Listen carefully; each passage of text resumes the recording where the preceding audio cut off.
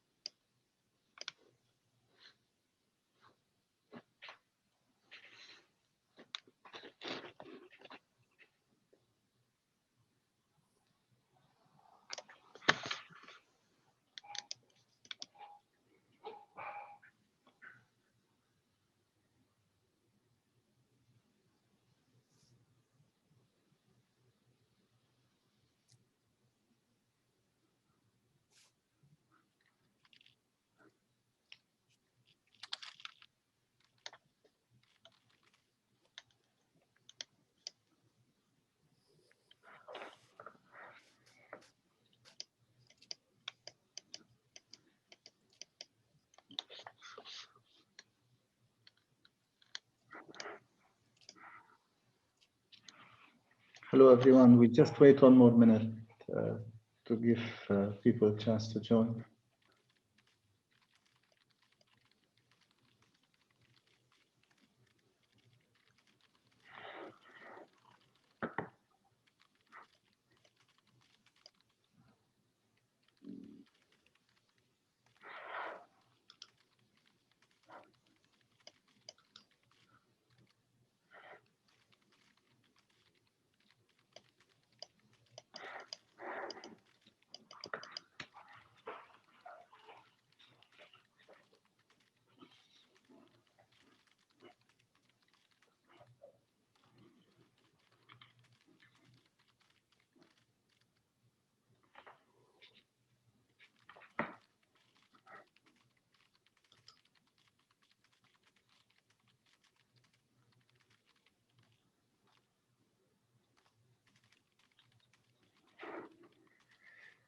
Good afternoon, honored guests, distinguished faculty, students, ladies and gentlemen. Thank you for joining us today in this follow-up special event. My name is Ahmad Dallal, and I am the Dean of Georgetown University in Qatar and will be the moderator of today's panel.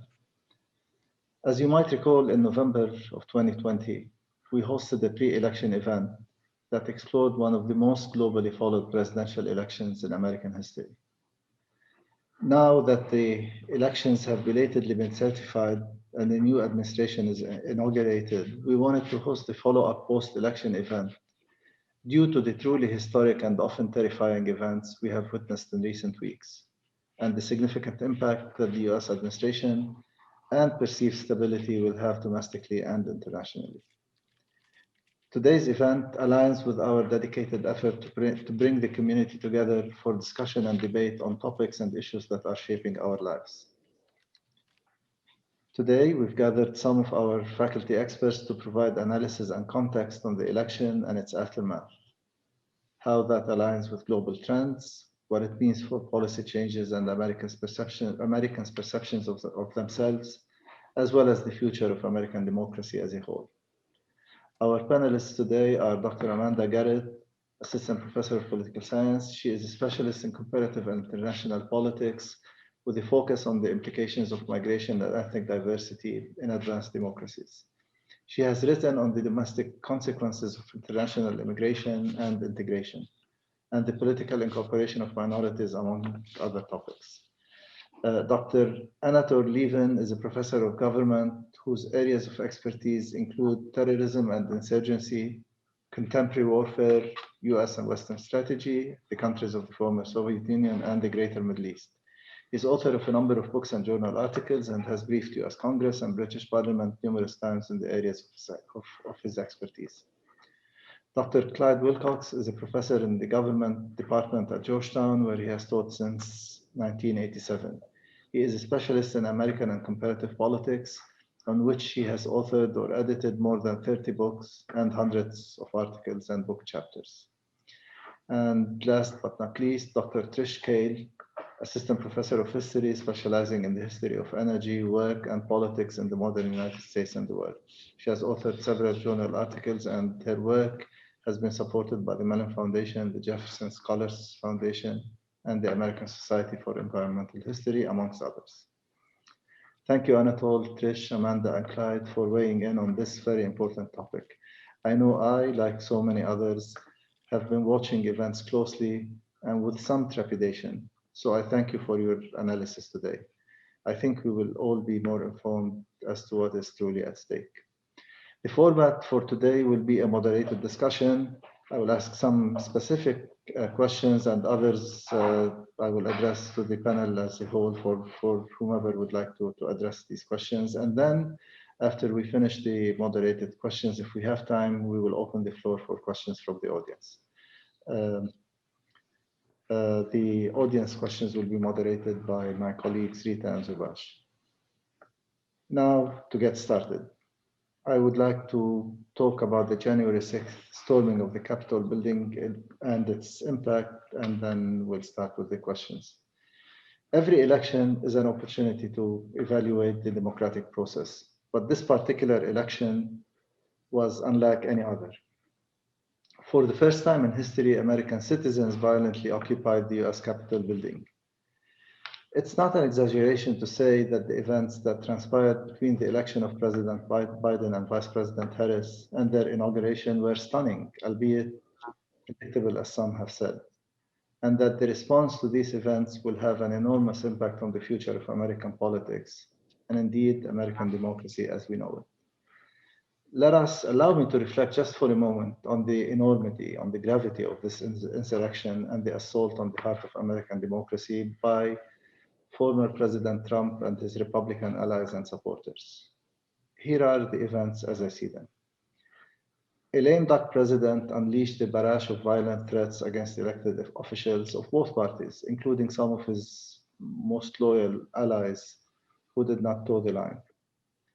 In a desperate attempt to cling to power by overturning the results of the election, which he had so clearly and unambiguously lost, over 2 months, Mr. Trump and his allies tried to convince voters that the election was a fraud and that the state officials, the courts, the media that claimed otherwise were all part of a big evil conspiracy. When Mr. Biden failed to force the state officials to override the vote, he summoned a violent mob to Washington to march on the Capitol to intimidate Congress in order to block the certification of President Biden's victory. The mob indeed stormed and occupied the building on the day of the joint session to certify the votes. The mob terrorized all members of the legislative branch of the government, tried to capture, and according to disturbing reports, to murder, among others, House Speaker Pelosi and even Vice President Pence. And they caused the death of 5 people. Well into the violent occupation, in a video recorded from the White House, former President Donald Trump finally addressed the perpetrators, telling them to go home, but simultaneously praised them, saying he loves them and calling them very special people. Finally, after clearing the insurgents from the Capitol building, Congress finished counting and certifying the Electoral College votes from each state, during which time 130 Republican House members and 7 senators lodged formal objections to the results, which of course were overturned. Which leads me to my first question to all of you. Is the country truly at a historic crossroads? And what is at stake? How deep is the damage? And is there a path? What is this path for recovery? Who would like to start? Please, Anatol, go ahead. I mean, this is undoubtedly a very serious moment indeed. And American democracy has been damaged. It's worth pointing out, though, that with the exception, of course, of Republicans in the House and some senators, the rest of the American system, including Republican officials, did not join this, whatever one wants to call it, uprising. and in fact did their duties according to the Constitution. So this was not, this was not a movement on the part of the whole of the Republican Party, thank God. There is still adherence to constitutional rules among at least significant parts of the Republican establishment. And of course, which is of absolutely central and critical importance compared to other troubled democracies in the world, the US military kept completely out of it. And there was a bipartisan group of former defense secretaries who came together to insist that this should be so. What worries me, however, is that, as you said, Ahmed, the results were unequivocal. They simply could not be reasonably challenged. I'm much more worried if we have a situation like the year 2000, in which there genuinely is doubt, not about the popular vote, but about the Electoral College result. And there is a genuine constitutional crisis over this, because then in these extremely polarized times, it would become very difficult to see how this could be peacefully and consensually resolved. Colleagues? I think from a historical perspective, one thing to add is really that there's been a substantial amount of debate over to what extent this is an example of an exceptional moment in American politics versus to what extent it's an example of continuity or of old trends that have come back to the surface.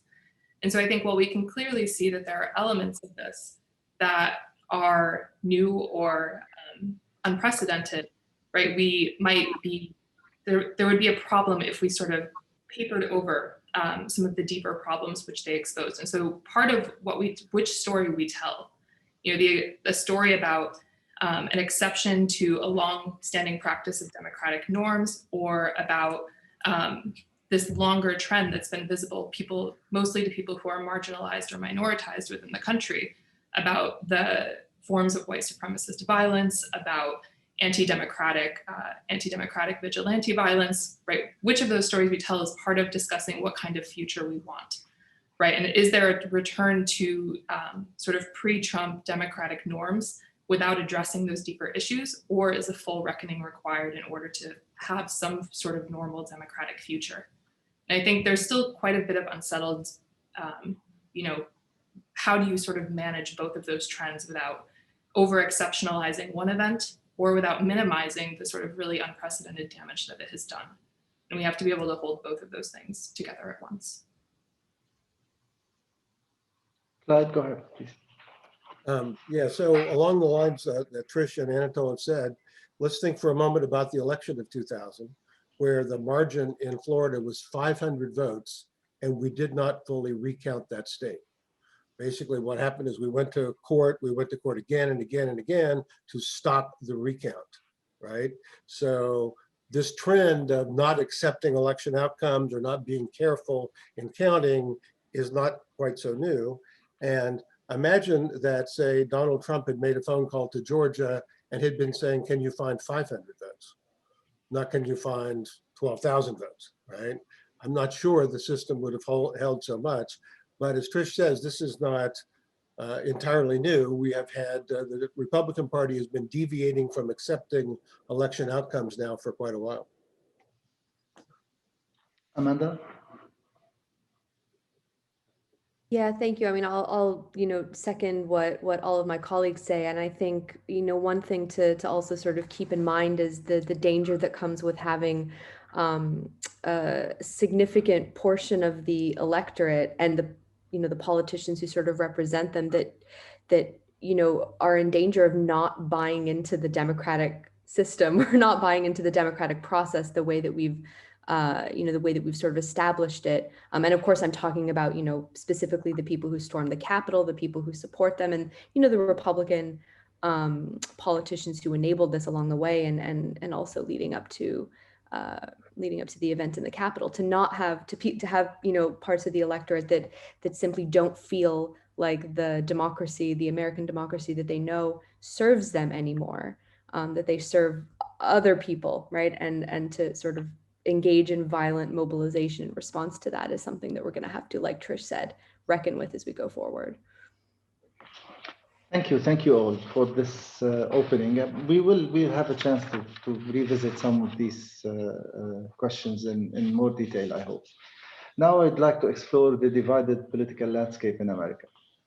President Biden inherits a deeply polarized America and a strong legacy of Trumpism that could have profound consequences both for the Biden administration and arguably for the future of American democracy. As President Biden reminded us in what I thought was an extremely inspiring inauguration speech, he reminded us that democracy is fragile. Republican congressional candidates gained 10 new seats in the House and almost kept the majority in the Senate. To some extent, and there were other also important gains with Latino voters in Florida and elsewhere. To some extent, therefore, the Republican Party's strategy of pandering to Trump worked. And Republicans remain a force, of course, to reckon with. So my first question, both to Anatol and Clyde, is to what extent has Mr. Trump's demand for loyalty changed the Republican Party? And what is the impact of his presidency on the party's future? Will Trumpists retain control of the party, or will the party split in two? And if either of these outcomes occur, will it make the Republicans unelectable for a long time to come? Hi. Go ahead, please. Go ahead, Anatol. Go ahead, Go ahead. Anatol. There are, in America, there are tremendous obstacles in the system to parties splitting, because the first past the post system, greatly favors these huge, umbrella parties. And I think it's also clear that if a minority of the Republican Party, led by Mitt Romney or whoever, broke away, they would not, in fact, be electable across most of the country. So I fear that the Republicans will not formally split. But I think that what one will see is, very, very, very intense internal battles within the Republican Party. And a key question there, I think, is what the future role of Trump personally will be. Because you talked about, Trump having created this personal loyalty to Trump. If this were, the heart of the problem, I would be actually happier, because one trusts that Trump is not immortal. He's very old by now. There is, however, as Trish said, a much older tradition, it has been called, Jacksonianism or whatever, on which Trump draws, which will remain very strong. And I think a key question is who will be the successor to Trump? And will there be a kind of agreed successor to Trump from that wing of the Republican Party? That too could become, a major battle within the party. So that I think that whatever one calls it, perhaps it will be called Trumpism from now on, will remain a very strong force. But I don't think that it will be uncontested within the party. And I think that the Republican Party will be a very troubled political animal in the years to come. And Clyde, sorry. Yeah, so, American political parties have factions, and those factions endure sometimes for generations. And all parties, the Democratic Party has a leftist faction with Bernie Sanders and Elizabeth Warren, and a centrist wing like Joe Biden. What Trump managed to do because of his personality and his corruption was alienate a group of Republicans who went off and formed anti-Trump groups like the Lincoln Project, which ran some really, truly funny ads against Donald Trump and endorsed Biden. Trump is now threatening to create something called a Patriot Party, which shows basically he doesn't understand the meaning of the word patriot. But this is mainly a threat to the senators, Republican senators, to have them not vote to convict him. He doesn't have the attention span to create a new party. And so my guess is that Trump will fade from the scene. He's got legal problems, he's got business problems, but a populist right-wing faction with white nationalist tendencies will remain active for the foreseeable future. I don't actually see a logical successor to Donald Trump. I don't see anyone who combines whatever that magic appears to be. I don't understand it. I'm immune to it, but his combination of anger and optimism and whatever, I don't think that any of the people appealing for that seem to me to be able to step in and command that wide coalition. Thank you.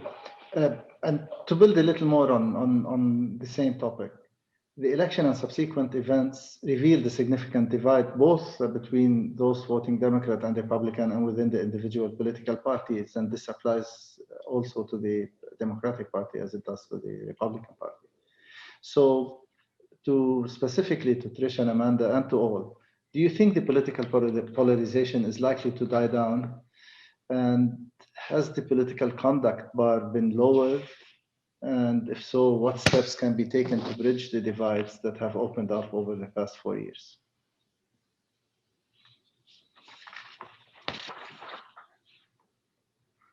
Amanda, Trish, also Clyde and Anatol, please. I mean, I can try and sort of maybe start us off here a little bit. I mean, I think polarization is certainly not going away. I think what we've seen in the last couple of weeks is that the temperature has come down a little bit in terms of actual violent attacks and things like that.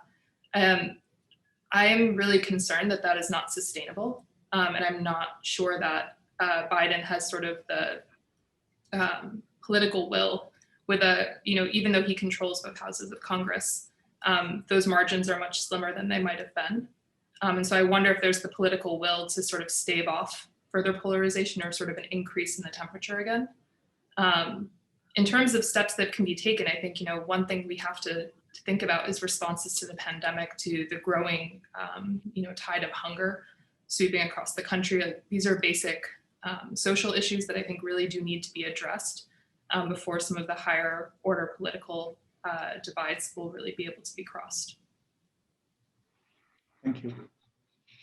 Amanda, would you like to say? I mean, sorry, I was going to just say, I'll second what Trish said. I don't think polarization is going to disappear anytime soon. I mean, Clyde sort of hinted at the strength and the ability to endure of these sort of white nationalist groups that we see emerging, or at least the sort of extreme fringes of the Republican support base. I think what we do sort of know, or what we can maybe learn from history and from studies of how conservative political parties work, political parties and political movements, is that there is really sort of considerable danger when you've got mainstream political parties, conservative political parties, that actually lose control of the more sort of extreme radical elements within them, rather than encompassing them in some way, or keeping them close by and having some way to keep them under control. And so one of the things we can hope for, and again, I don't know how to recommend what this would actually look like, is really that the more moderate Republicans, more moderate elements of the conservative political party would be able to keep the more extreme Trumpists from essentially breaking away. And not just because the electoral system sort of prevents them from doing that. So, that's the goal that we need to strive for, is including them in some way in the Republican Party, rather than pushing them further out. Yes, go ahead, please. Clyde, please go ahead. So I basically agree with Trish and Amanda, but let me just offer a sprig of hope. If there was anything that could possibly be positive here, which I don't think is enough to make a difference, but first of all, Joe Biden is really, really well liked in the Senate, especially among people who served with him.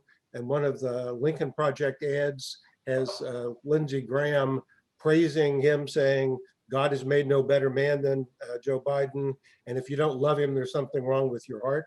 So if ever there was a person in the presidency who could make a difference, he would be the one. But I also think a 50-50 Senate is actually a pretty good thing, because the Democrats have a couple of more conservative senators that they either have to keep in line, or they have to appeal to Mitt Romney or someone else, Lisa Murkowski, to come across. And so this creates the possibility of some conversation at the moderates in the Senate that could be productive. Of course, Lindsey Graham is known to change his mind very quickly, Clyde. In a heartbeat, yes. Anatol, please go ahead. Well, I mean, whether in terms of doing something to overcome polarization, or simply in terms of appealing to what's left of, if not centrist, then undecided voters, I would say that the big question for the Republican Party is how far it will really make an effort to appeal to Latinos. Because one of the surprises of this election was, of course, just how many Latinos voted for the Republicans, even despite Trump's outrageous language about Latinos in general. And I mean, that's led, I think, to a lot of reflection about the way in which Latinos have been stereotyped politically, how it's been assumed that they were one solid bloc who would inevitably vote Democrat. But clearly, I mean, if the Republicans are interested in winning a large part of that vote, then that will compel them to some degree to control their white nationalist elements. On the side of Biden, I mean, there's been a lot of talk of, overcoming polarization and reconciliation and so forth. I've seen no efforts as yet on the part of the Democratic Party to do that. Of course, as Trish says, I mean, critical will be what happens to the economy in the years to come. And not just the economy as such, but I mean, what happens to employment? Obviously, if the result of the pandemic is still, high structural unemployment for the foreseeable future, that will basically stoke all extremism and political heat in the country. I would say, though, that as far as reaching, the Biden administration trying to win more votes, put it that way, at the next election, there are two things Biden will have to keep an eye on. I mean, one, I would say he would need basically to join former President Obama in some pretty strong criticism of the woke element of the Democratic Party, which has done so much to lose votes for them. If one looks at how the Republicans have requoted them as an electoral weapon. And the other thing is not to go overboard on open immigration. I mean, certainly, of course, to reverse the inhumane and illegal moves of the Trump administration, separating children from their families and so forth. But encouraging high immigration again in circumstances of, shall we say, a completely uncertain job market in future looks extremely unwise and a recipe for losing votes. Here I'm talking not in more cynical terms of winning votes rather than overcoming polarization, but to some extent it comes to the same thing. I suspect we're going to come back to some of these points in a few minutes, but now let me turn to the impact on society as a whole and sort of build up on the earlier comments. Many are eager, of course, to move beyond the nightmare of one of the most divisive presidencies in recent memory, to focus on the future and not dwell on the past, in essence, to forgive and forget. But to quote Masha Gessen's article in The New Yorker, the article is called Why America Needs a Reckoning with the Trump Era. She says, when you have a deep, festering wound, you do not heal it by pretending there was no injury. You clean it out and then you stitch it up. Amanda, my question to you, and to build on your earlier remarks, how can the deep social divides be bridged? And where should the inclusion line be drawn when it comes to the extremes of society, specifically right-wing insurrectionary movements such as the white nationalists, who seem to operate outside of party politics, but also have a lot of influence on the party? Yeah, I mean, like you said, I think the events that we've seen over the past 4 years, and certainly over the last 2 or 3 weeks, have, really driven home the point that there are indeed these deep, social divides, or sort of festering wounds, as you refer to them, and these are, being laid bare in no uncertain terms, right? You've got economic anxiety, anxiety over jobs, over the future of the economy, racial anxiety, right, based on, not only open immigration, but also just changing demographics in the United States, probably also some, gender-based anxiety. So, if you look at the people who participated in the storming of the Capitol, or the insurrection, if you want to call it, at the Capitol, they fit into a particular demographic, sort of 30-year-old white men, maybe who didn't have jobs, or afraid of losing their jobs, and who are afraid essentially of losing their sort of status in the hierarchy, in whatever new multiracial sort of America is emerging that elected Biden. And this obviously reflects American society and tendencies in American society more generally. I think, I'll just reiterate the point that I sort of made earlier, that I think, because we have seen the Republican Party over this period of time enable in a great way not only Trump's behavior and being accommodating of Trump's behavior, but also of his support base, and that includes the people who were involved in the storming of the Capitol. It's going to also be up, in a sense, to the Republican Party to take a stand going forward. And that may mean, again, like I said, keeping sort of the more extreme Trumpist elements close to the party rather than sort of pushing them out, having some way to control them, to reintegrate them back into mainstream, and, convince them really genuinely that they actually do have, they have a piece of the political pie that is secure, and keeping them invested in the system, and teaching them, in essence, what it means to lose, right? How to lose gracefully. And I think it's going to be up to the Republican Party really to do a lot of that heavy lifting, unfortunately. Thank you, Amanda. Trish, what, if anything, can the Biden administration do to reduce the anger and alienation in the white working classes and lower middle classes that has produced mass support for Mr. Trump? Can there be healing when nearly equal numbers of party supporters live in what has been turned to incompatible and intersecting realities? I think this is a really interesting question. It strikes me that it has really two components. So one has been that the rhetoric of class has reemerged in American politics in a very contorted way since the rise of Trump. And I think, in particular, the use of a white working class is an appeal to minoritarian politics that's sort of leveraged against the way the country's working class is changing, that the working class is not mostly white and male. It's more likely to be people of color. It's more likely to be women. And that sort of rhetoric has actually been leveraged to hide another really key base of Trump support, which is really ex-urban middle-class professionals, who are a huge portion of his financial base, and who also, I think, as we've sort of seen more interviews with people from the storming of the Capitol, right, those were a lot of the people who were there. None of that is to say that Trump doesn't have a base of support in the white working class, but I think appeals to policies simply directed at the white working class mix an opportunity to intervene in how we talk about that bigger change that is happening and the kinds of work that are increasingly replacing the kinds of jobs we have associated with the white working class, particularly factory jobs and other sorts of forms of industrial production. It's an appeal back to the old New Deal order, which frankly is not going to come back. I think we can have a deeper discussion about what a Green New Deal might look like, but the US economy and the kinds of work that regular people do has changed. And it requires new kinds of policies. It requires a new way of thinking about the relationship between rural and urban areas of the country. And it means that in order to raise the living standards to address issues like the opioid crisis in white working class communities, you can't do that while also deferring the needs and legitimate claims of other sectors of the class.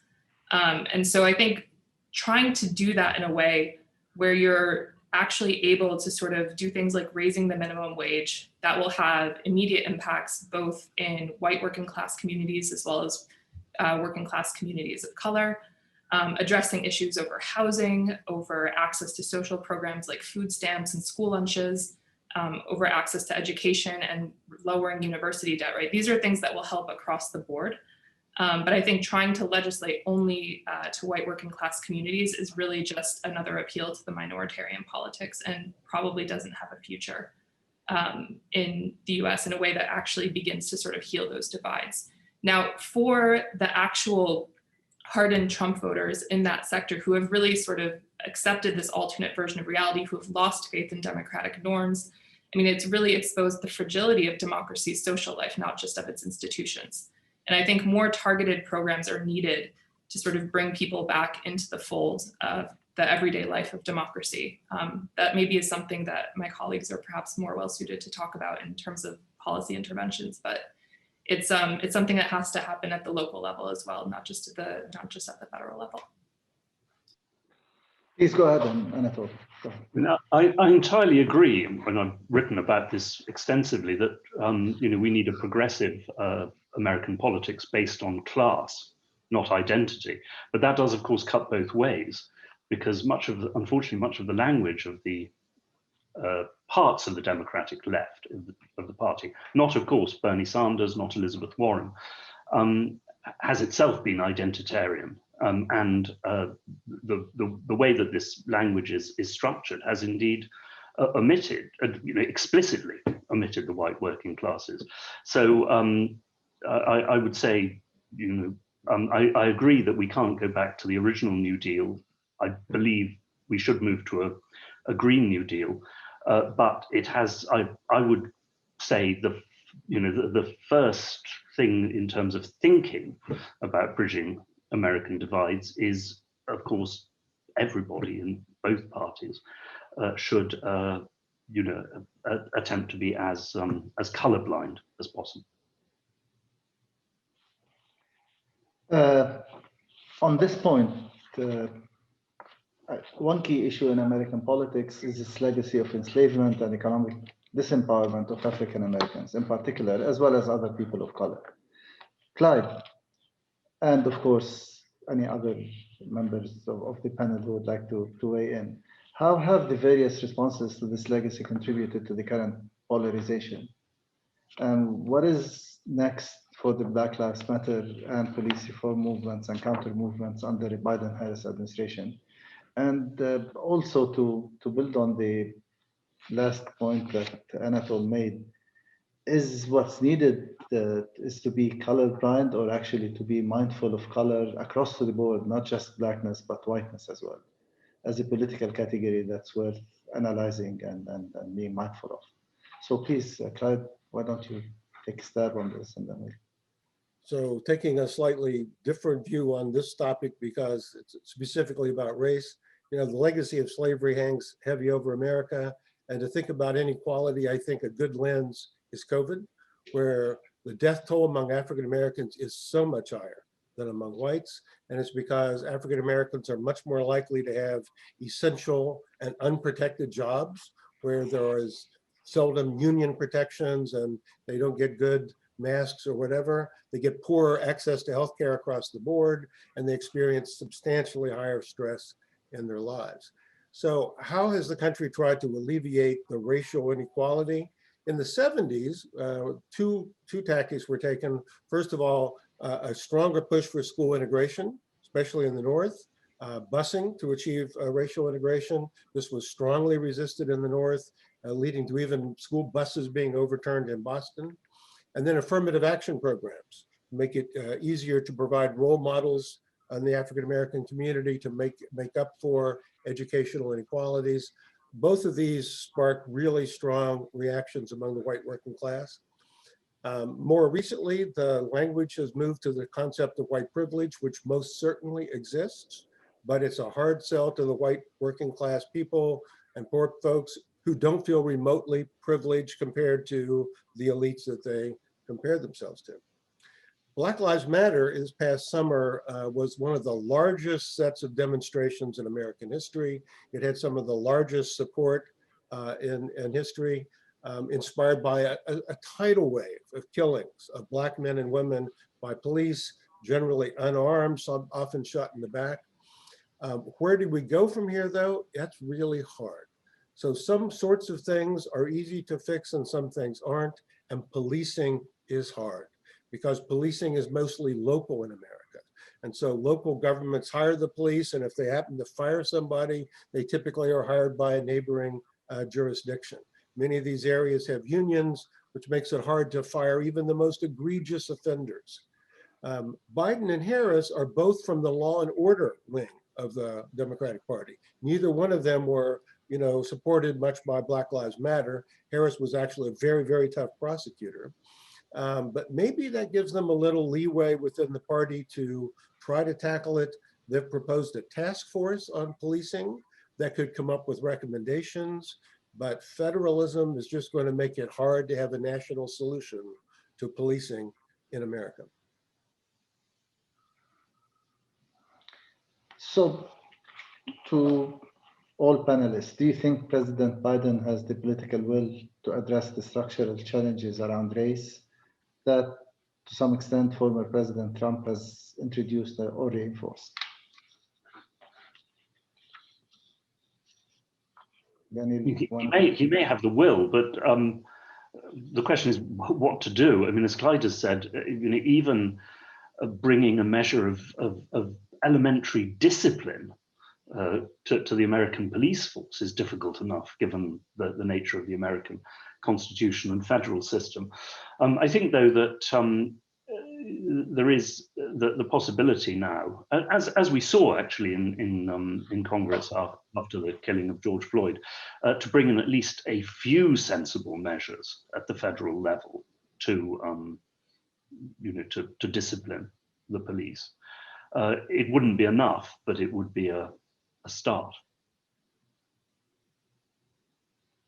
I think there's also a larger issue, particularly around policing, about what funding to policing is being used for, right? And so you have basically a movement that's divided into two different camps. Like this is obviously papering over some complexities, but broadly, right, you have an abolitionist wing that says any increased funding to police really just furthers the logics of carcerality, it furthers the logics of policing. And then you have a wing that says more funding can introduce better training, it can introduce better hiring practices.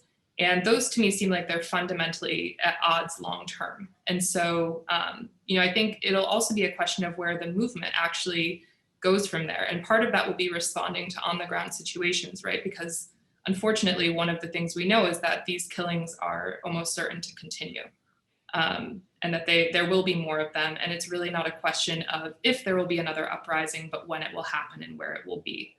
And what kind of city response, because again, like Clyde was saying, right, these are very localized responses. The response of the Minnesota police, I think, was much different than the response of a police department like in a place like Chicago would be.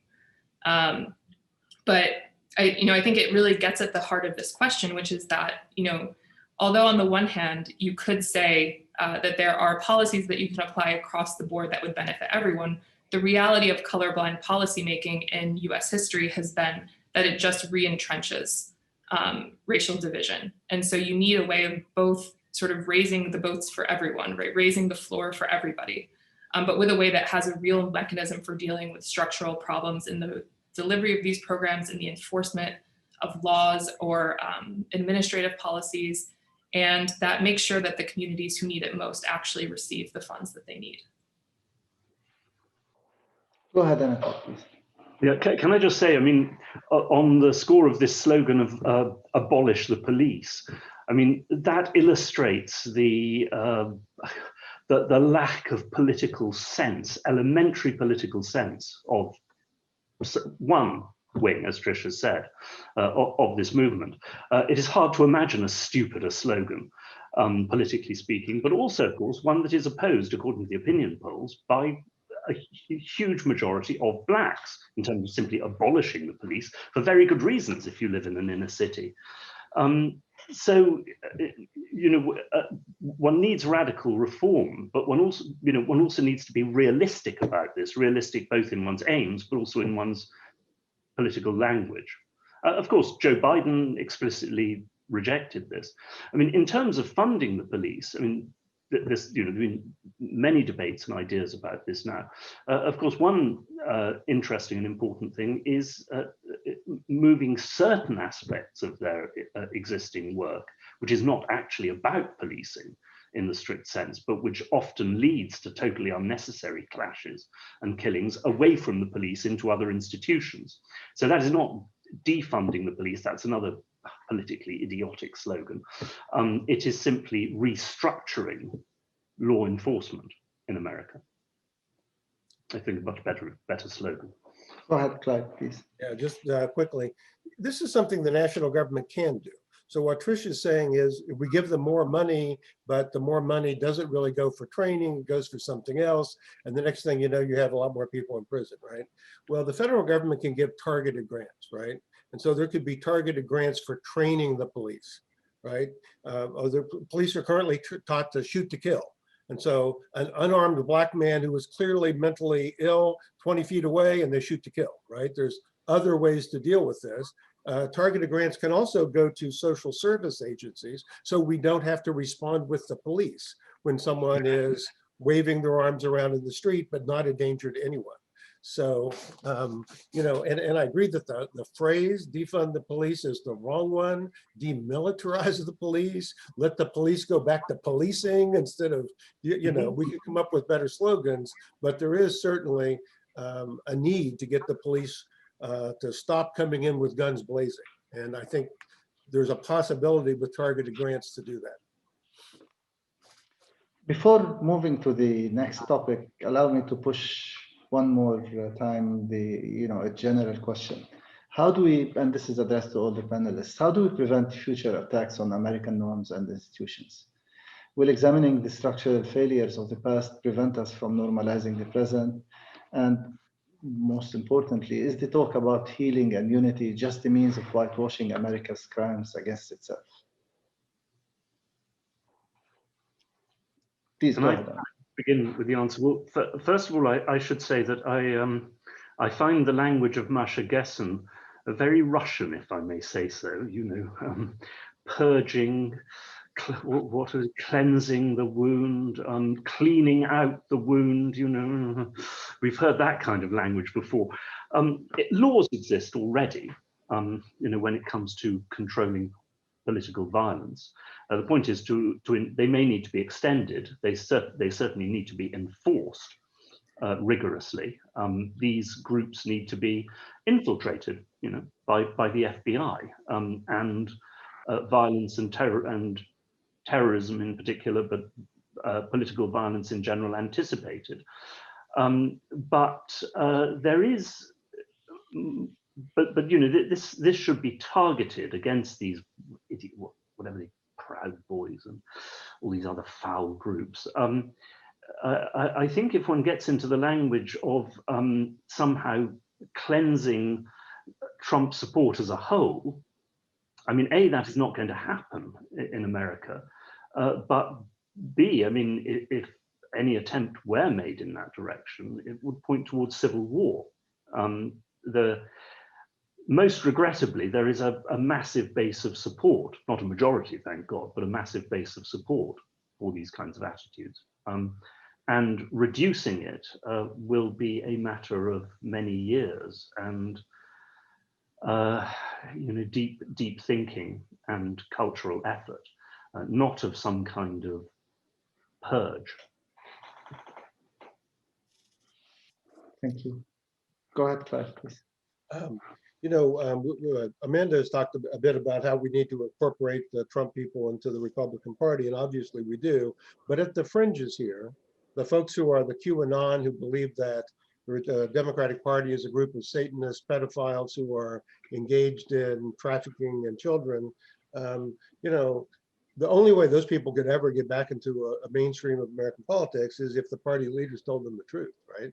And the problem in a factionated party system is that there's a group of people who benefit by not telling the truth.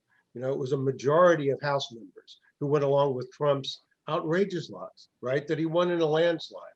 That's nonsense. He lost by 7 million votes, right?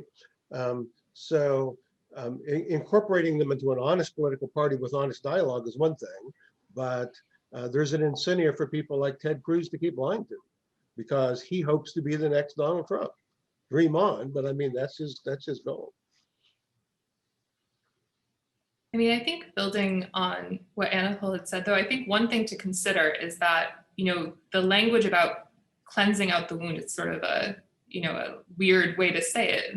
But at the same time, I think it depends on what you imagine the wound to be. And this is sort of what I think is this question in some ways is asking us to think about, right? Is that, on the one hand, you can take the shorter view, which looks at 2016 and sort of further erosion of norms after that time, which has really, I think, emphasized the level of sort of background acceptance of these norms that everyone shared. And yet at the same time to recognize simultaneously that the norms have also been a problem, right? And the norms have functioned as a mechanism for exclusion. The norms have functioned as a way of maintaining minoritarian rule. The structures of American democratic rule are in some ways anti-democratic, right? And that's like a fundamental paradox of the American political system. It's existed since the founding. It's one of the reasons there was already a civil war. And I think there has never been a full reckoning with that paradox, because it is, it's not just a smokescreen in either way. Like, it's truly democratic in some mechanisms and truly anti-democratic in others, right? And I think in some ways, to be a little bit more fair perhaps to some of the abolitionist thinkers who have been at the center of this movement, right? That's really the core of what they're getting at, is like, what would it mean to move beyond that paradox, right? To imagine a freedom that wasn't, this is quoting directly Du Bois here, right? To imagine a freedom that was not dependent on someone else's slavery.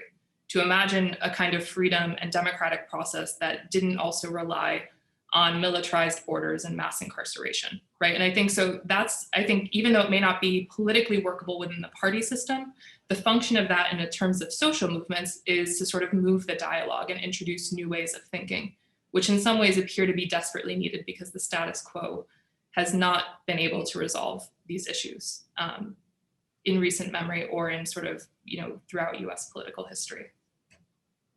So this is a good point to segue into the next conversation, to focus more on the whole question of American democracy as a whole, and the notion that America is experiencing a constitutional crisis, which you've all referred to.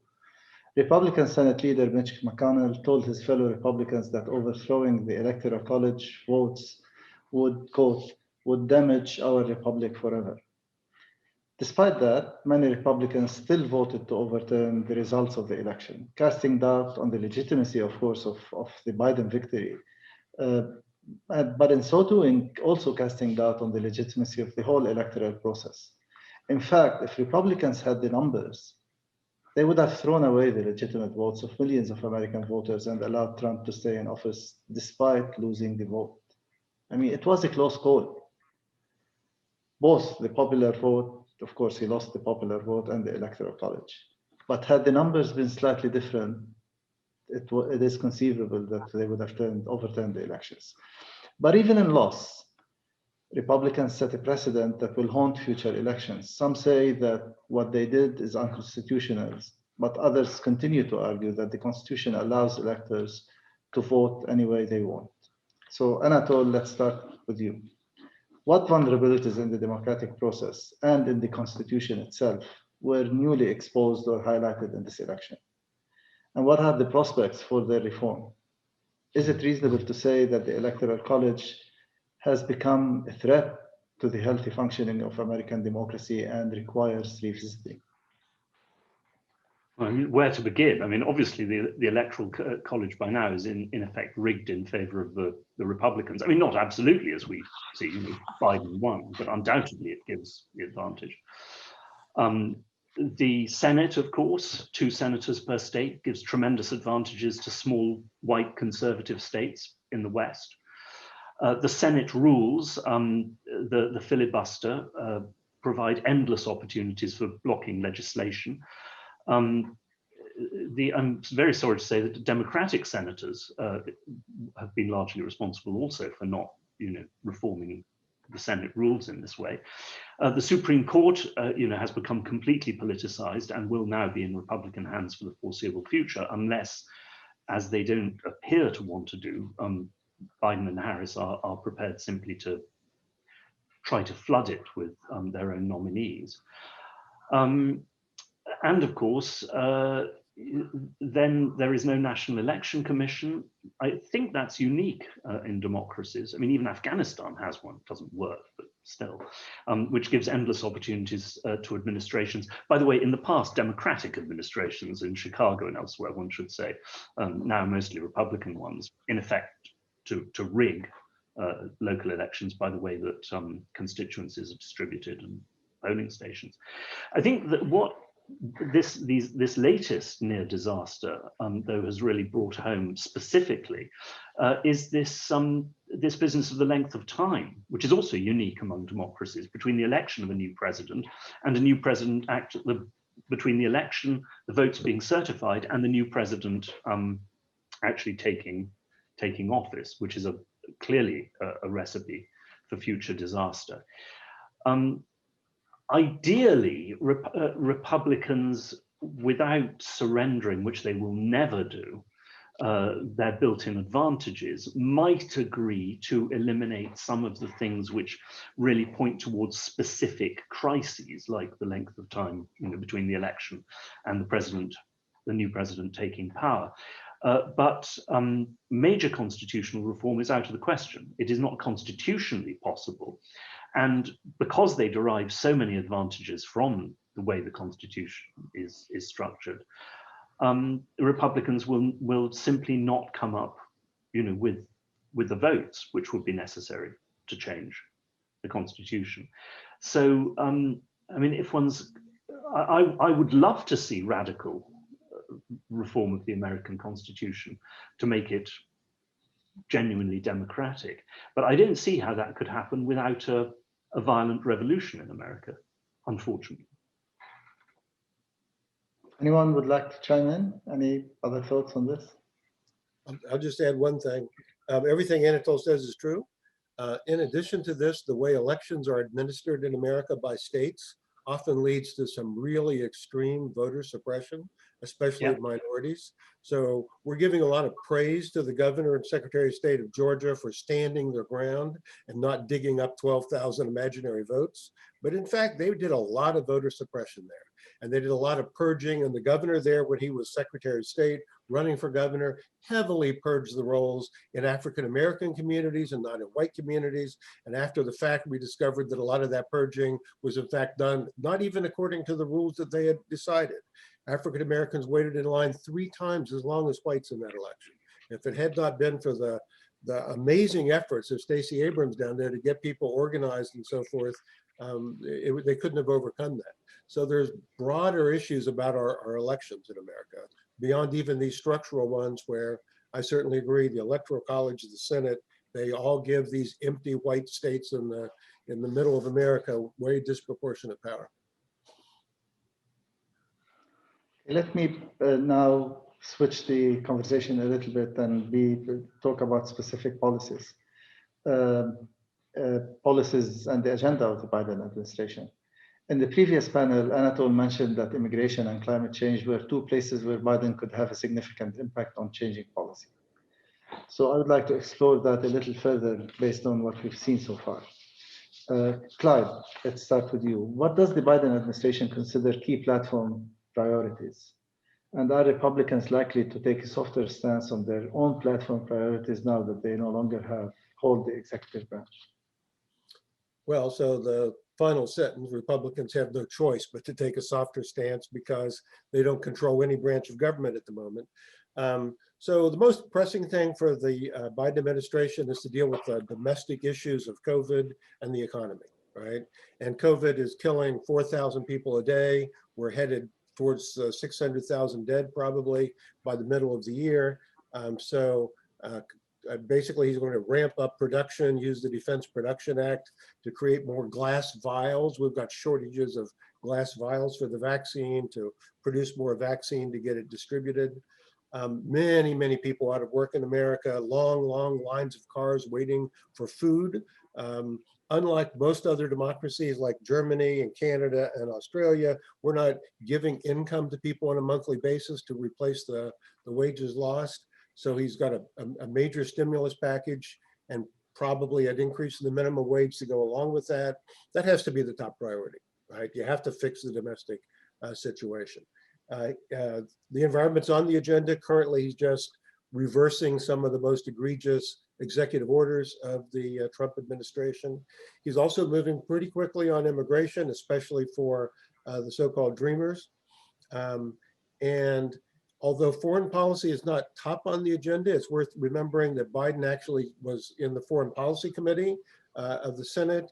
And so he's already moving to begin negotiations with Iran, to end American support for the war in Yemen, and a variety of other foreign policy measures. To Trish and Anatol, let's turn now to the environment. The Trump administration has weakened environmental and labor protections in favor of economic development. Can the EPA protection rollbacks and loosened labor laws be reversed under a split Congress?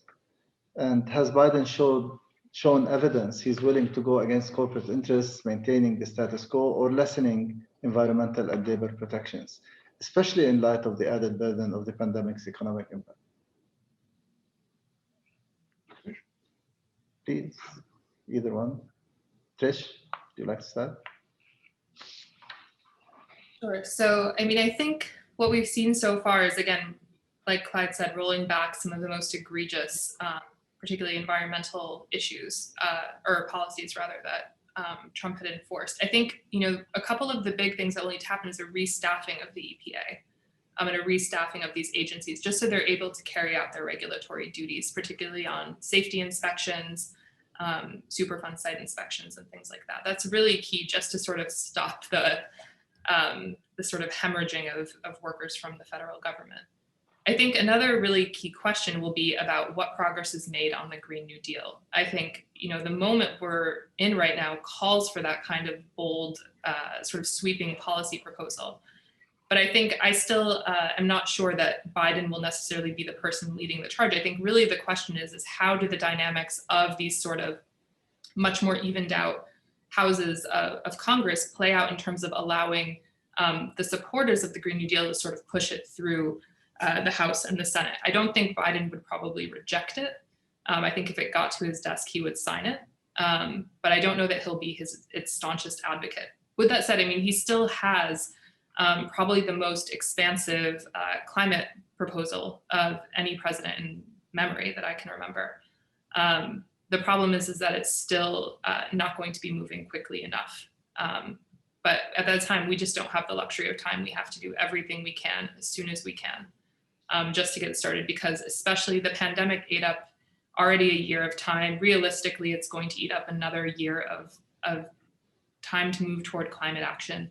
And so, what was already a very, very small 10-year window really is now looking like a 5 to 7 year window for a total transformation of the American energy system, for rebuilding of infrastructure. And that, on the one hand, could promise a really sort of transformed day-to-day experience of work and life for regular people, right? It could, the potential for something like that to really help with this process of reintegrating the country together and sort of building something approaching a political consensus is great. But I think the challenge to getting to there is still something that looks pretty rocky in the months ahead, and we'll see if there actually is the ambition within Congress, which is where I think it will have to come from if the Green New Deal is going to pass. Thank you. Anatol, please. Yeah, I entirely agree with Trish. I think that whatever Biden can do by executive action, he will do probably in most cases.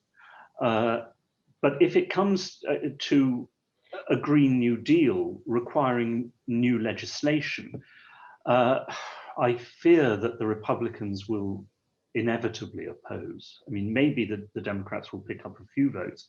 But I have to say, having just finished reading the latest volume of Obama's memoirs, I mean, in the past, Democratic senators did so much to wreck moves for reform by their endless pandering to special interests, and much will depend on whether the Democrats in the Senate actually are, shall we say, loyal and disciplined, and are willing to throw their weight seriously behind reformist measures, or whether the fear of Trumpism has taught them that, or whether, in fact, they will simply continue congressional business as usual as it has been now for many years. I hope very much the Green New Deal is possible. But as I say, after finishing, reading the account of Obama's dealings with the Democratic senators, I can't say I'm terribly optimistic on that score. Thank you both. Amanda, please speak to us about migration. What are some of the key issues on the table? And do you expect that Congress will be able to push through any changes to current policies? Yeah, I mean, well, like Clyde said, the Biden administration has actually moved really quickly on the issue of migration and immigration. So the first day in office, Biden already had a couple of executive orders. So, again, executive orders that sort of roll back some of the Trump era policy, especially, funding construction of the border wall. And sort of reinforcing DACA, which is, again, that deferred action for childhood arrivals program, which gives status to undocumented children or people who came as undocumented children, which Trump tried to overturn many times during his administration. But more significantly, I think you actually have a legislative bill that was proposed on the first day that Biden was in office. This is a U.S. Citizenship Act, which again is a legislative bill which proposes really just massive overhaul of the migration system. And the big feature of this bill is providing a path to U.S. citizenship for the 11 million plus undocumented or illegal migrants who are in the United States. It would give almost an immediate green card to many of the people who are DACA recipients, and even people who have sort of temporary protective status. So refugees who have been given that status, they would be given a green card, which would again put them somewhere on the path to citizenship. The bill would also give funding to countries in the sort of the Northern Triangle, so Guatemala, El Salvador, Honduras, to tackle some of the root causes of initial migration. So this is a sort of keep migrants where they are sort of proposal, which is part of this bill. So it's really a significant proposal, right? That is, again, not happening through executive order. It's happening, it would go through Congress. Now, the question is whether Congress is going to be able to pass such a piece of legislation. I think really the jury for sure is still out on that, but it probably doesn't look too good, at least not the way the bill currently looks. It's likely to get stopped, of course, in the Senate. I think the Democrats are very worried about, a Republican filibuster to keep it from going through. It would be hard to have this legislation go through without the support of at least some Republicans.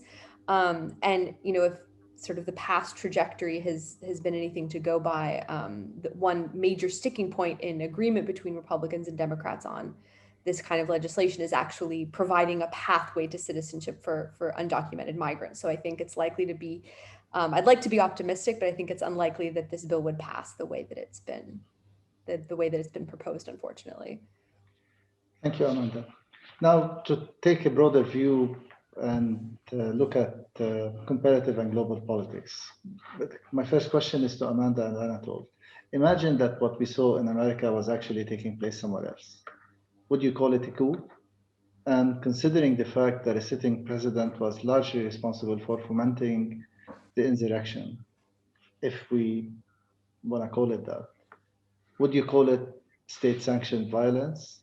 How is what we saw the same or different from insurrections in other countries? Yeah, I mean, I think we would call it a coup. I think we have called it a coup. Similar things I think we have called coups in other countries. In Venezuela, Nicolás Maduro basically did the same thing. Erdogan has done basically the same thing. It doesn't meet the textbook definition of a coup.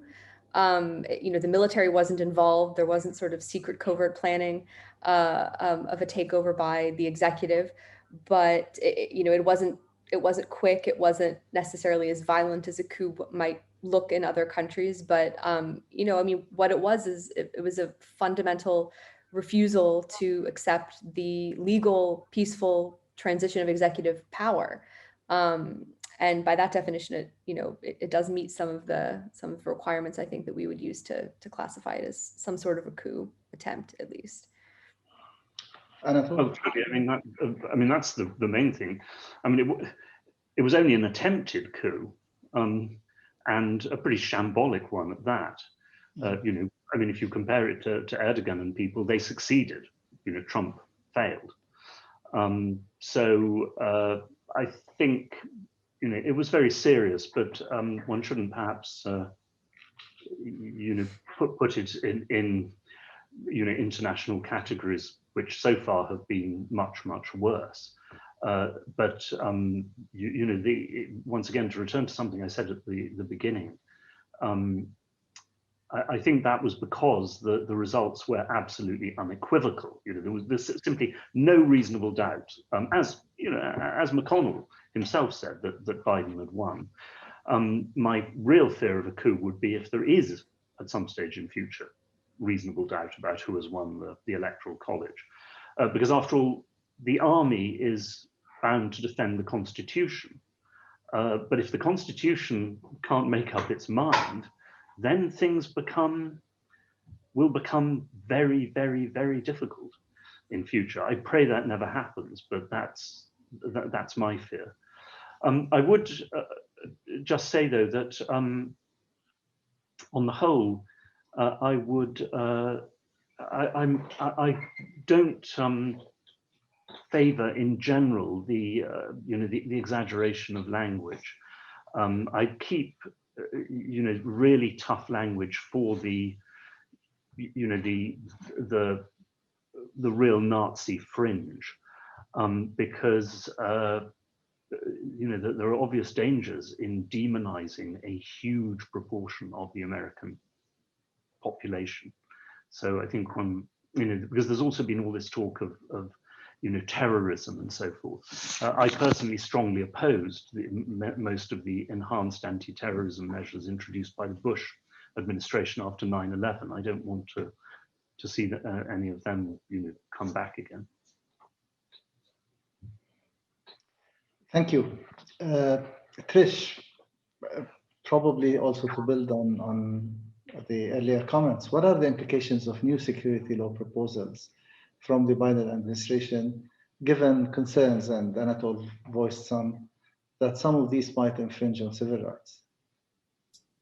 Yeah, I think this is a really important question. And I think at this stage, I haven't seen the full text of those proposals, only that it's something being developed. So obviously there's a lot we still don't know about it, but the very framework of introducing these domestic terrorism laws, I think, raises a lot of concerns, both rooted in the post-2001 war on terror, as well as you know, a much longer tradition in the US of anti-sedition politics and sort of the way that those have been used to target minority political groups. And so I think the tension here, right, is that you have on the one hand these white nationalist fringe groups that are long engaged extremist groups. They have been on the rise for quite some time.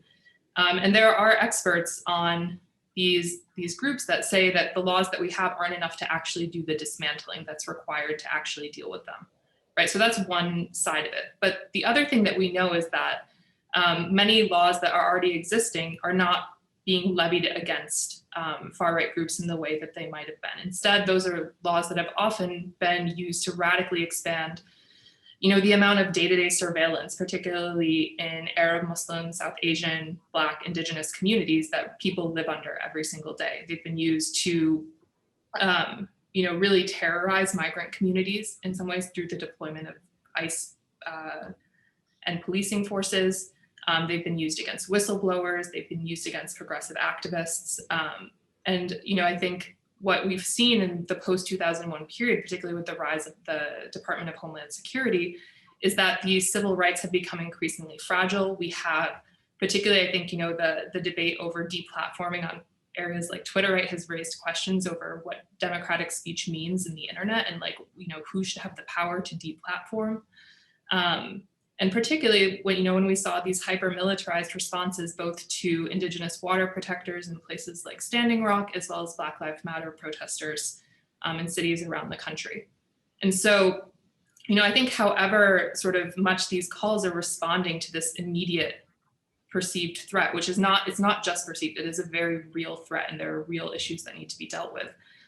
They're embedded within this deeper logic, this deeper historical logic, which, you know, targets particular people, particular communities, and has created institutions like DHS, ICE, the NSA, and has used the FBI to police and incarcerate and surveil those particular communities who are not, in general, the communities engaged in this type of right-wing extremism. Within the FBI in particular, there are obviously people who have been long-term engaged in the effort to sort of root out white supremacists. And I think, you know, those, but that's not the institutional focus. And so I think without addressing that basic problem of where the laws have actually been enforced, you're not going to really fix the root of the problem. It's just going to surveil, hyper police, and incarcerate more people from the communities that have already been suffering the brunt of these security laws without even being security threats themselves. Thank you. My next question is to Anatol. You know, all of the panelists highlighted the importance, I mean, for the Biden administration to focus, to prioritize dealing with the pandemic, the economic fallout of the past year, and addressing that. Also, to some extent, the assault on democracy and how to deal with the events of the last couple of months, which makes foreign policy not a priority necessarily. And of course, it is complicated.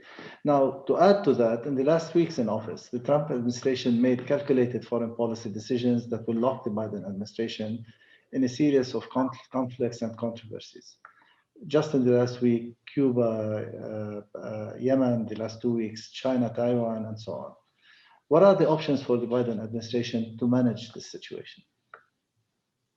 Well, I would say that the Trump administration tried to lock the Biden administration into these policies, but in most cases, they are reversible, you know, these moves by presidential action, if Biden wishes and is determined to do so.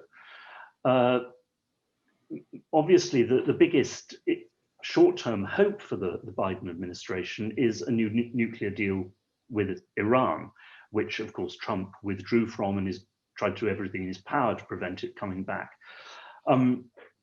As Obama did, Biden will face massive internal opposition to this within the Democratic Party itself, quite apart from the Republicans. He will also have to move fast because there are new elections in Iran in May.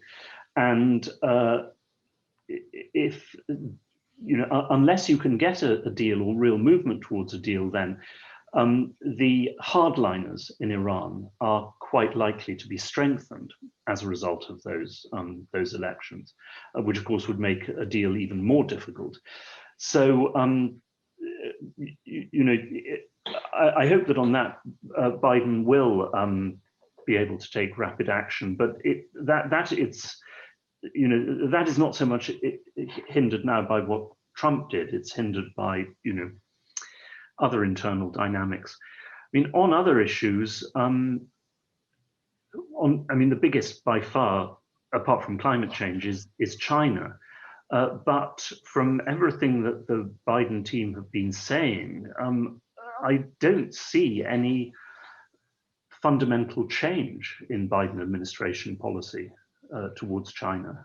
I think this is now, unfortunately, a bipartisan move, and we will see more of the same.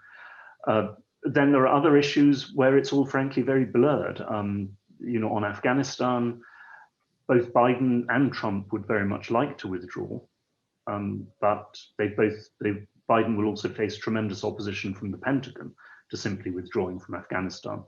And on Russia, I'm afraid that hopefully the one area there where there is real room for movement, I think, by Biden administration is on nuclear arms control. And if, you know, that is something that an administration could move on, and where in principle there would be, I think, a reasonable Russian response. But on everything else to do with Russia, this is now locked in. And of course, the Democratic Party is bitterly anti-Russian. So I see no real room for movement there either. But I think, you know, Iran is the is the big one in the short to medium term. Thank you, Anatol. I have other questions to ask, but because we're running out of time and I want to leave some time for questions from the audience, I'll now go to some of these questions. The first question I believe you've addressed, but I'll ask it anyway in case you want to elaborate some more. Does the panel believe that the Biden presidency will alleviate domestic issues regarding immigration, especially those concerning human rights violations in ICE camps? Yeah, I mean, as I said, I think that they will, by executive action, end some of the outrageous moves of the Trump administration. The question is whether they will, bring about a radical reform of the system. By the way, I mean, I don't think that there is any chance of gaining Republican votes for, a swift path to citizenship for illegal immigrants, unless at the same time one strengthens measures to prevent illegal immigrants coming in. This is something that people like Michael Lind have been arguing for 25 years or more. If you're going to, as you should, provide a path for citizenship for people who came in illegally, you also need to prevent more people coming in illegally, because otherwise you are basically advocating open immigration into America. And I think that would be a politically, I mean, all other economic and social questions aside, I think that would be a politically very, very risky move for a Democratic Party to take. Yeah, so I think that Biden's about ready to propose a task force to reunite some of these children with their parents. It turns out that the Trump people just lost the records, probably on purpose in many cases, but this seems to be one effort. Trish mentioned how the EPA has been hollowed out by a lot of professionals leaving. This has happened to the State Department also, by the way. That's another long-term problem, but it didn't happen to ICE, and it needs to happen to ICE. A lot of those ICE agents were just totally out of control, so they need to fire a bunch of those people. The next question is, what is the future of a Green New Deal under President Biden? Does the panel, specifically Professor Kahle, believe that the cooperative and mostly democratic executive and legislative branch will effectively tackle climate change and environmental issues? I mean, so I think we had discussed this a little bit before. I think there are some really serious challenges. And like I had said, I don't think Biden will lead the charge. I think one other thing we could highlight, though, is that the groups like the Sunrise Movement, other youth activists, indigenous organizations have really shifted the needle on the Green New Deal, and they did so very quickly. And so I think the kind of organizing that those people, do over the coming couple of years will play a big role in what is seen as being politically possible, because I think that it's really incredible. I think if you look back at some of the, tracts on climate change that were being issued even 5 or 6 years ago, I mean, the discussion has totally changed. And I think if we're going to have the kind of change we need that sort of on the ground movement, changing the political possibilities for the parties so that these kinds of actions are not seen as necessarily politically polarizing, but really as common sense. We definitely saw that over the last 8 or so years on the minimum wage. I know when the fight for 15 began, for example, in Chicago, even progressive journalists were saying that it was an unreasonable demand and we would never get it. And now I think $15 minimum wage, at least in the Democratic Party, has become sort of a national standard. And I think we can see that on a lot of these demands, but a lot will depend on what regular people do. And so I think that's going to be key over the next couple of years. Yeah, and I mean, that goes to what I was saying about Democratic senators as well. Clearly the mood in the party and Biden's own stances on these issues have changed radically, as Trish says, as a result of pressure from below. And we just have to hope that this pressure is strong enough to keep the Democratic senators in line as well, given all the pressure and all the bribes, to be honest, that they will be receiving from groups who are opposed to serious action on this. Another question to Anatol. Abolishing the police is very possible, Professor Lieven. Studies show that when the NYPD was on strike, crime rates went down tremendously in New York. Also, abolish the police means creating a new system, not getting rid of cops. I do not think that that is true. And certainly the evidence of every police strike that I've ever studied, there have been a number, has shown that crime has gone up radically. I mean, that is also, frankly, the logical conclusion. Why wouldn't criminals take advantage of this? No, I mean, it's a politically, as I say, disastrous slogan. But B, just think about the consequences for society of simply abolishing the police. What that means is local spontaneous policing if you abolish the formal police. Another word for that is vigilantism. If you think that local vigilantism in America would lead to fewer abuses, you have really not studied American history. Another question to the panel from Firat Uruk. What are your thoughts about post-Trump America's relations with the rest of the world? Not just in terms of international geopolitical relations, but in terms of how the US imagines its place in the world.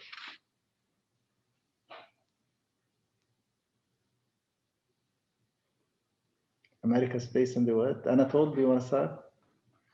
Well, I mean, one thing that we haven't mentioned is this Biden administration idea of an alliance of democracies in the world, beginning with a summit of democracies. This has long been a popular idea among the neoconservatives, as well as parts of the Democratic Party. That always seemed to me a very bad idea because it implies really ideologically going after the Chinese state system, which will lead to pushback by the Chinese and by the Russians.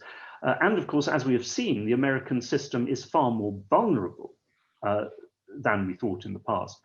But the other thing, of course, is on a summit of democracies is what you do about India.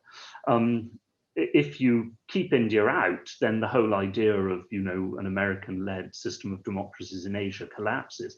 But if you bring India under Narendra Modi into this idea of an alliance of democracies, you simply expose yourself to more and more accusations that this is simply a cynical and hypocritical ploy, given Modi's behavior to liberal democracy. I hope that as a result of what's happened in America itself, that America under Biden will take a more modest approach to preaching democracy in the world, because certainly, I mean, a lot of people around the world are going to be even less willing to accept American lectures on this subject after what has happened. My fear is that there will be a move in America to sort of, align the Democrats in America with Democrats all over the world. But then once again, that will cause serious problems for American foreign policy, because who do you align yourself with in India? Once again, do you align yourself with the opposition to Modi? Well, then of course, realist foreign policy goes out of the window. I think that hopefully there will be a certain greater caution and modesty in this on the part of the Biden administration. The next question actually is similar to another question that I was hoping to have a chance to ask at the end, which is about what you anticipate the lasting effects of Trump's presidency would be in the Middle East. The question is, what does the Biden presidency mean for the peace to prosperity plan or Middle East plan? Well, if I could start, I think that the agreement between the Saudi Arabia and UAE and Bahrain and Israel will stick. I don't see the Biden administration reversing that, because the Israel lobby in America will determinedly stick with it. I don't see, I'm afraid, the Biden administration doing anything serious to help the Palestinians. That is simply not going to happen if one looks at the structures within the Democratic Party and within American politics. The change will revolve around Biden administration policy towards Iran, if they can get a new deal, and whether they are prepared to rein in Saudi Arabia, especially in Yemen. Clearly, Saudi Arabia is very nervous fortunately. And that has led, amongst other things, to the lifting of the blockade of Qatar. Saudi Arabia has taken preemptive action to try to ward off Biden pressure on that. So I think that some things will change for the better as far as American policy is concerned. But I don't think that one should hope for, a revolutionary new approach to the region. Go ahead, Clyde, please. So the one thing that he has announced is that they're going to leave the embassy in Jerusalem. And my understanding behind the scenes is that there was some bargaining here about the Israeli government not making a big stink about re-engaging on the Iranian treaty. So, but that's one thing they've already announced. They're not going to move the embassy back.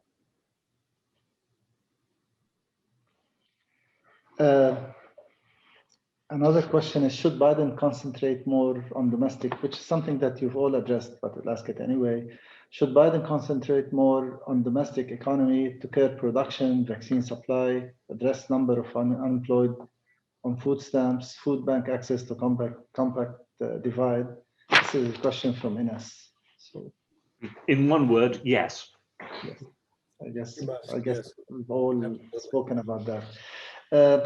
We're running out of time, so if I may ask one last question. Of course, the election is not the only major thing that happened this year. And I wanted to close with some thoughts about the impact of the pandemic on the economy and social interaction in America. And the question is to all of you. What role did the pandemic play in the turbulence of the election cycle and in the future of American democracy? Will there be a return to normalcy in politics, even if there is no return to normalcy in social interactions, in work, and schooling arrangements anytime soon? Well, I mean, the only good result of the pandemic is that it probably lost Trump the election, or at least lost him the Electoral College, thank God. He, without that, he might very well be president again, God help us. I mean, as far as a return to normalcy is concerned, for me, and I suppose for everybody, the biggest question by far is the long-term effect on jobs, not just on unemployment in general, but on the nature of employment. Because in principle, that could go in certain good ways, at least as far as the professional classes are concerned, but it could equally drive even greater job insecurity and inequality, which would obviously have politically radicalizing effects in future as well. Colleagues, any other thoughts? Well, I think the American response to the pandemic was a disaster, obviously mostly because of Trump, but also because of a number of Republican governors, like in South Dakota, Florida, and Georgia, simply refusing to have mask orders even, much less stay-at-home orders or social distancing orders. And so it does expose the weakness of American federalism in the face of a crisis. We were not all pulling together the way, say, all the Länder did in Germany, or all the states did in Australia, or all the provinces did in Canada. Yeah, I think another thing to, Go I'm ahead. sorry. Go Yeah, ahead. I think another thing to consider here, right, is that I'm skeptical of the idea that a return to normalcy will be possible because of the changes that the pandemic has wrought. Leaving aside even just the death rate, which is now, has completely reformed community structures, right? Has sort of upended families who've lost, many members of the family. It's also, really sort of exposed not just deep divides in the workplace, but really just the erosion of a sense of social obligation and community solidarities. And particularly, I mean, this is definitely uneven across the country. But I think a really key component of like what a future for democracy in the United States look like really does come back to this idea of democracy's social life and what it means to live in a democratic society together. And so rather than a return to normalcy is like, how do we accommodate ourselves to the way that the pandemic has changed the fabric, the political fabric and the social fabric of the country in a way that, and another really key issue, which we don't have time to talk about, what we have to keep in mind is that beyond the death rate, there are also going to be hundreds of thousands of workers who are disabled. There are going to be all sorts of new kinds of programs that are needed because the current disability system just simply cannot keep up with it. And so I think that's just one example of a place where policy will have to be totally rethought to deal with the aftermath. Amanda, any last thoughts? No, just that I completely agree with all of my co-panelists on their assessment of the effects of the pandemic. Okay, regretfully, I must now draw this lively discussion to a close. I would like to thank Professors Wilcox, Lieven, Garrett, and Kahle for all their insights and lively participation. It was truly very valuable to learn from your research and experience to get a sense of what is going on in America right now and what the next few years might look like. I want to thank members of our audience for joining us today. We hope you can join us at our upcoming events as well. Thank you all and have a great day. Thank you.